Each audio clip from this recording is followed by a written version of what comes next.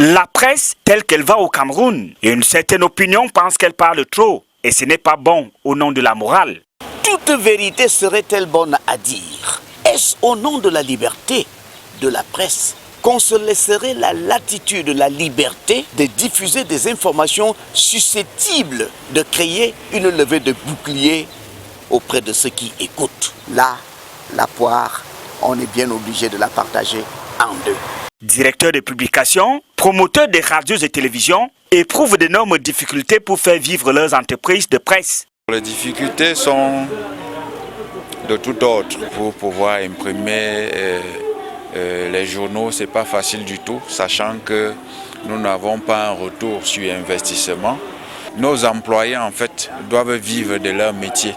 Mais déjà, si notre métier ne nous permet pas d'avoir des revenus assez consistants pour pouvoir les payer ou alors même entretenir nos locaux, parce qu'un média a besoin d'un local.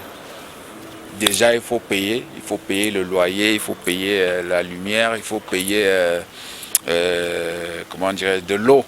Donc, ce qui veut dire qu'en général, même, ce sont les finances. L'accès aux sources d'information reste l'épineux problème auquel les journalistes sont confrontés. Tous les domaines sont concernés.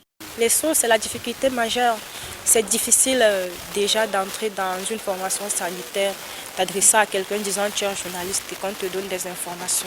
C'est assez compliqué, d'autant plus que le ministère de la Santé a sorti une note récemment qui interdisait aux responsables de parler. Donc quand tu arrives là et tu dis que tu es journaliste et tout, c'est assez compliqué. Donc il faut chercher des voies de contournement pour pouvoir avoir un spécialiste qui va même pouvoir parler et tout. Donc c'est assez compliqué.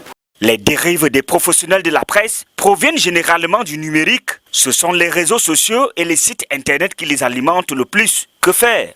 Le journaliste ne devrait pas faire attention au numérique car le numérique exprime l'avancée de la technologie de l'information. Toutefois, il devrait se laisser assujettir à la loi de l'éthique et de la morale et de la déontologie.